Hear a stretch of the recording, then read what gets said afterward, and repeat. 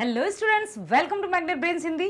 मैं लाली वर्मा आप सभी का बहुत बहुत स्वागत करती हूँ, हार्दिक स्वागत करती हूँ और साथ ही आशा भी करती हूँ कि आप सभी स्वस्थ होंगे, खुश होंगे, प्रसन्नचित होकर वीडियो देख रहे होंगे। देखते हैं ना। और वीडियो आपने जो प्रीवियस वीडियो देखा इस चैप्टर का, कौन से चैप्टर की बात कर रही हूँ मैं? आपकी पाठ्य पुस्तक क्षितिज का पाठ 11 काव्यखंड का तीसरा चैप्टर, जिसका नाम है रसखान के सवैये। कवि रसखान जी द्वारा रचित सवैये आप जो प्रीवियस वीडियो है उसमें देख चुके हैं कि रसखान जी ने श्री कृष्ण के प्रति अपना प्रेम, अपनी भक्ति किस तरह से प्रकट की है। तो इस वीडियो में हम करने वाले हैं एनसीईआरटी समाधान। आपको मैं पहले ही बता चुकी हूं कि हर एक पाठ के 4 पार्ट हैं, ठीक है। कि पहले हम सबसे पहले करेंगे पाठ की व्याख्या या सार, उसके बाद एनसीईआरटी सॉल्यूशंस, देन एमसीक्यूज और उसके बाद वन शॉट रिवीजन। इसी तरह से मैग्नेट ब्रेन्स आपको हर एक विषय के लिए सुविधाजनक शिक्षा देने की हमेशा कोशिश करता रहेगा और भरसक प्रयास करता रहेगा, क्योंकि मैग्नेट ब्रेन्स है भारत का नंबर 1 एकमात्र प्लेटफॉर्म जो देता है कक्षा 6वीं से 12वीं तक की ऑनलाइन स्कूल एजुकेशन फ्री, साथ ही साथ सभी प्रकार की प्रतियोगी परीक्षाओं की वीडियोस भी फ्री। हम चाहते हैं कि आप पहुंचे अपने लक्ष्यों तक, आप जाएं सही पथ पर, ताकि आप धीरे धीरे चलते हुए अपने लक्ष्य के या अपने उद्देश्य की पूर्ति कर पाएं। यही हमारा उद्देश्य है। हमारा उद्देश्य आपके उद्देश्यों से जुड़ा है, तभी तो हम आपके लिए हर एक विषय के वीडियोस फ्री और साथ ही साथ प्रतियोगी परीक्षाओं की वीडियोस भी फ्री उपलब्ध कराते हैं। डियर स्टूडेंट्स, एक बार पुनः मैं मैग्नेट ब्रेन्स हिंदी पर आप सभी का स्वागत करती हूं। आइए चलते हैं हम पाठ 11 सवैये के एनसीईआरटी सॉल्यूशंस पर। मेरे साथ ध्यान से प्रश्न को सुनिएगा, समझिएगा, उसके बाद हम उत्तर पर जाएंगे। प्रश्न को सुनना और समझना इज वेरी वेरी वेरी महत्वपूर्ण, क्योंकि जब तक हम प्रश्न को नहीं सुनेंगे, नहीं समझेंगे, उत्तर का हम निर्माण नहीं कर पाएंगे। और हमें रटना तो है नहीं कि रोड लर्निंग में लगे हुए, अच्छा रसखान ने कहा, रसखान ने कहा, रसखान ने कहा, ये इस तरह से, ठीक है। हम हमेशा बिल्कुल समझदारी के साथ हर एक प्रश्न को सुनेंगे, समझेंगे और तब कहीं जाकर हम उसका उत्तर निर्माण करेंगे। जैसे पहला प्रश्न है, ब्रजभूमि के प्रति कवि का प्रेम किन किन रूपों में अभिव्यक्त हुआ है? कवि को ब्रजभूमि से गहरा प्रेम है। किन किन रूपों में हुआ है कि वह इस जन्म में ही नहीं, अगले जन्म में भी ब्रजभूमि का वासी ही बने रहना चाहते हैं। वासी मतलब निवासी, अर्थात वहीं पर ब्रजभूमि में ही रहना चाहते हैं। और आपने जीवन परिचय देखा था ना, सुना था ना कि वे, उनका जन्म तो हुआ था दिल्ली के आसपास, लेकिन श्री कृष्ण की भक्ति में वे इतने लीन थे कि वे ब्रजभूमि में ही जाकर बस गए। तो हर एक स्थिति में वो वहीं रहना चाहते हैं। ईश्वर, उन्होंने प्रार्थना की है कि ईश्वर चाहे मुझे अगले जन्म में ग्वाला बनाए, गाय बनाए, पक्षी बनाए या पत्थर, हर हाल में ब्रजभूमि में ही रहना चाहते हैं। ब्रजभूमि के वन, बाग, सरोवर और करील कुंजों पर अपना सर्वस्व, सब कुछ न्यौछावर करने के लिए भी तैयार हैं। सब कुछ न्यौछावर करने को तैयार हैं, बस उन्हें कृष्ण की कृपा मिल जाए, कृष्ण के दर्शन हो जाए, कृष्ण से जुड़ी हर एक वस्तु, चाहे वो कंबल हो, चाहे लकड़ी हो, चाहे कटीले वन या झाड़ियां ही क्यों ना हो, उन पर भी वो सर्व सुख अपना न्यौछावर करने को तैयार हैं। ठीक है। दूसरा प्रश्न है, कवि का ब्रज के प्रति जो है, ब्रज के वन, बाग और तालाब को निहारने के पीछे क्या कारण है? उन्होंने ऐसा क्यों कहा कि मैं अपनी आंखों से ब्रज के वन, बाग और तालाब निहारना चाहता हूं? क्योंकि ब्रज के वन, बाग और तालाब जहां कृष्ण विचरण करते हैं, जहां कृष्ण आवागमन करते हैं, और वो वहीं रहकर कृष्ण के साथ या सानिध्य या कृपा पाना चाहते हैं। कवि का ब्रज के वन, बाग और तालाब निहारने का कारण यह है कि वह इन सब से श्री कृष्ण का जुड़ाव महसूस करते हैं। कवि श्री कृष्ण के अनन्य भक्त हैं। अपने आराध्य से जुड़ी वस्तुएं उन्हें शांति और आनंद की अनुभूति कराती हैं, इसलिए वे हर स्थिति में, हर हाल में, हर समय ब्रजभूमि में रहकर वहां के तालाब, वन, बाग, बगीचे सबको निहारना चाहते हैं। अगला प्रश्न है, एक लकुटी और कामरिया पर कवि सब कुछ न्यौछावर करने को तैयार क्यों है भाई? एक लकड़ी और कंबल के लिए उन्होंने कहा, या लकुटी अरु कामरिया पर राज तिहूं पुर को तजी डारो। यदि आपकी लकड़ी और कंबल मिल जाए तो मैं तीनों लोकों के सुखों को, राज को, राजपाट को, ऐश्वर्य को त्यागने के लिए तैयार हूं। क्यों बताइए क्यों? क्योंकि वे कृष्ण भक्त हैं और हर एक स्थिति में वे कृष्ण के निकट रहना चाहते हैं, उनका सानिध्य पाना चाहते हैं। ठीक है। कवि के लिए सबसे महत्वपूर्ण है कृष्ण, बस। कृष्ण से ऊपर या कृष्ण से अधिक उनके लिए कुछ भी नहीं है। इसलिए कृष्ण की एक एक चीज उनके लिए महत्वपूर्ण है। यही कारण है कि वह कृष्ण की लाठी और कंबल के लिए अपना सर्वस्व न्यौछावर करने को तैयार हैं। आ रहा है समझ में? हाँ, ओके, वेरी नाइस। चलिए चलते हैं अगले प्रश्न पर। गोपी से कृष्ण का कैसा रूप धारण करने का आग्रह किया?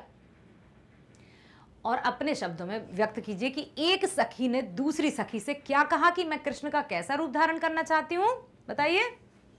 हाँ, मोर पखा सिर ऊपर राखूं, गुंज की माल गरे पहरूंगी, ओढ़ पीतांबर ले लकुटी संग, ग्वालन ग्वालन संग फेरूंगी, है ना।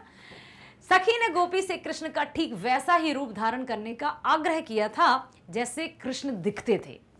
इसके लिए उसने सिर पर मोर पंखों से बना हुआ मुकुट, गले में बैजंती माला, फूलों की माला, शरीर पर पीले वस्त्र पहने और हाथ में लाठी लेने का आग्रह किया कि मुझे श्री कृष्ण जैसा ही दिखना है, मैं उनसे अलग नहीं हूं, वे मुझसे अलग नहीं है, मैं बस कृष्ण ही हूं, इसलिए मैं वैसा ही रूप धारण करूंगी।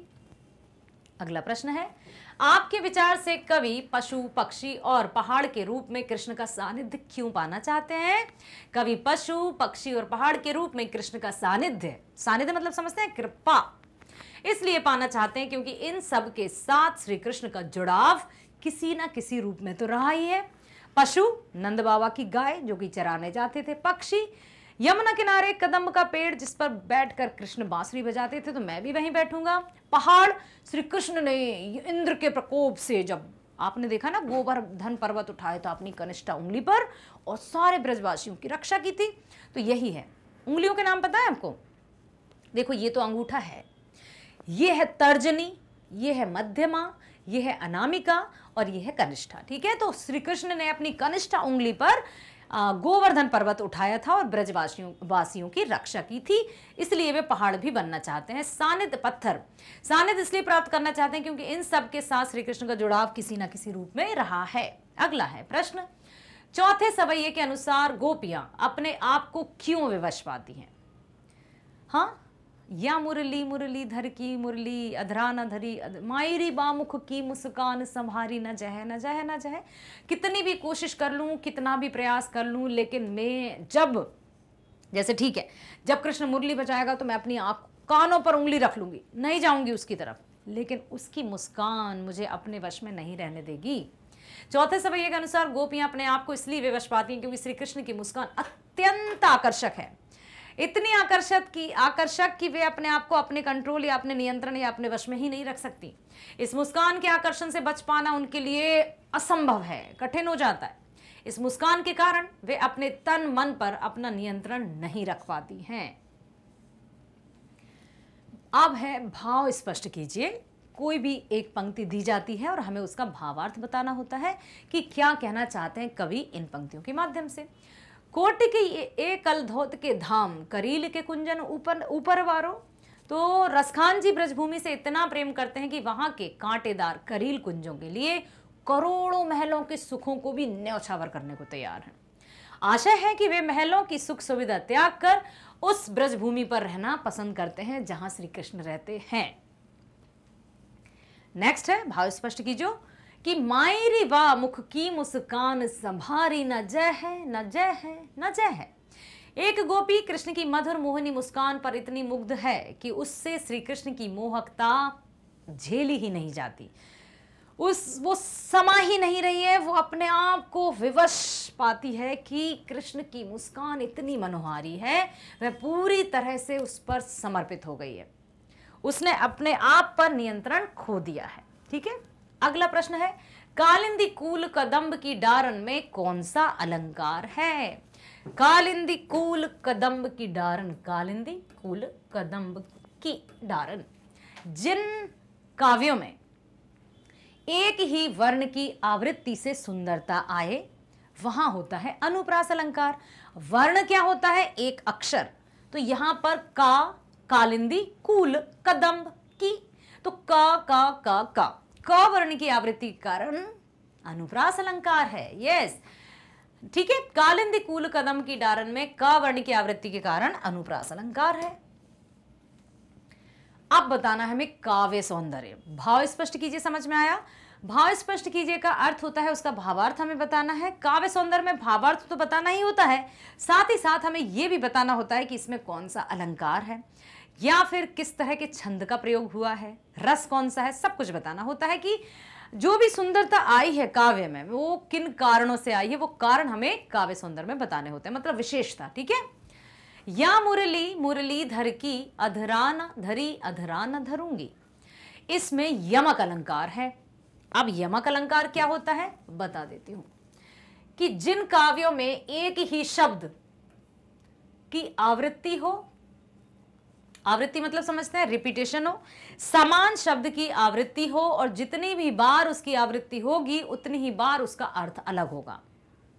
यमक अलंकार का अर्थ होता है जिन काव्यों में एक ही मतलब समान शब्द की आवृत्ति एक से मतलब दो से अधिक बार हो और जितनी भी बार उसका जो शब्द है वो रिपीट होगा उतने ही उसके अर्थ अलग अलग अलग होंगे। जैसे सिंपल एक और उदाहरण दे देती हूं, जैसे काली घटा का घमंड घटा, काली घटा, घटा शब्द आया, काली घटा का घमंड घटा। यहां पर पहली जो घटा है वो काले काले बादलों के लिए कहा है और घमंड घटा मतलब कम होना। शब्द एक है, दो बार प्रयोग में आया लेकिन दोनों बार उसके अर्थ अलग, इसलिए यमक अलंकार। तो यमक अलंकार में शब्द का रिपीटेशन होता है, शब्द की आवृत्ति होती है और जितनी भी बार उसकी आवृत्ति होगी उतनी बार उसका अर्थ अलग अलग होगा, वहां यमक अलंकार।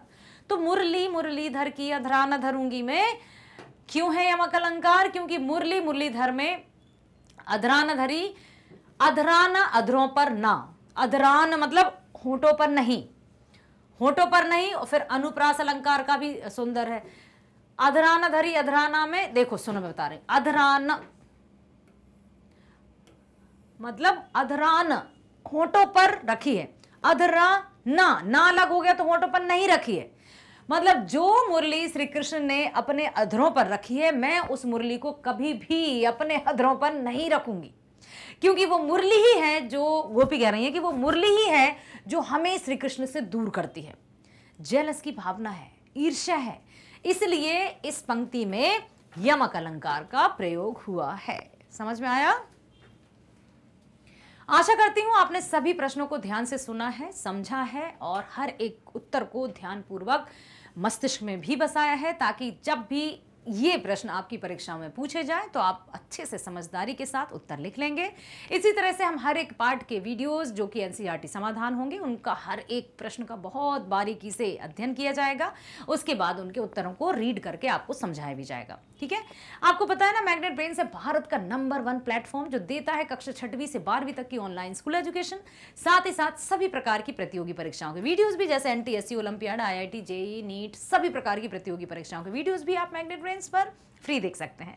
मैं बता दूं आपको कि आप आपकी क्लास के वीडियोस सीबीएसई हिंदी और इंग्लिश दोनों मीडियम में देख सकते हैं। आपको जो भी मीडियम चुनना है उसकी वीडियो देख सकते हैं। जैसे आपको हिंदी मीडियम चुनना है ना, तो क्लास 10th में जैसे आप गणित, विज्ञान, सामाजिक विज्ञान बिल्कुल हिंदी में देख सकते हैं। बाकी सभी विषय आप हिंदी में देख सकते हैं और हिंदी तो हमेशा हिंदी में ही रहेगा।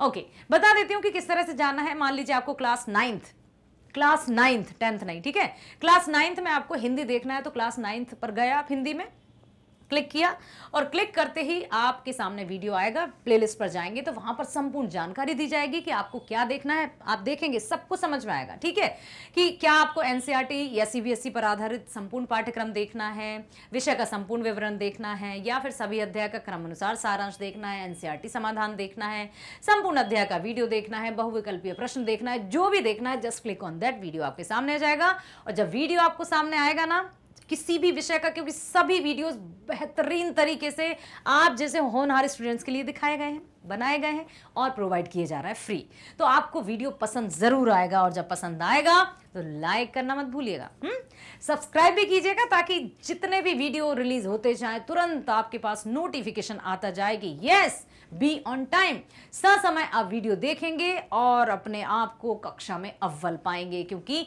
यदि आपने ध्यान से वीडियो देखा तो इतना तो मैं आपसे दावा नहीं करती हूं, हाँ वादा जरूर करती हूं कि आपने यदि वीडियो ध्यान से देखा है तो आपको किसी भी चैप्टर से रिलेटेड कोई भी डाउट नहीं रहेगा, बशर्ते कि एकाग्रचित होकर देखा हो, कंसंट्रेशन के साथ देखा हो।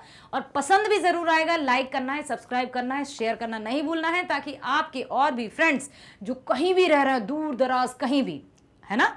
तो ऑनलाइन तो कोई भी कहीं से भी वीडियो देख सकता है, तो उनको शेयर कीजिएगा ताकि वे भी इस बेस्ट वीडियोस का लाभ उठा सकें। मिलते हैं अगले वीडियो में जिसमें हम करेंगे बहुविकल्पीय प्रश्नों की चर्चा। ठीक है, चलिए बाय बाय, स्वस्थ रहिए, खुश रहिए, थैंक यू सो मच।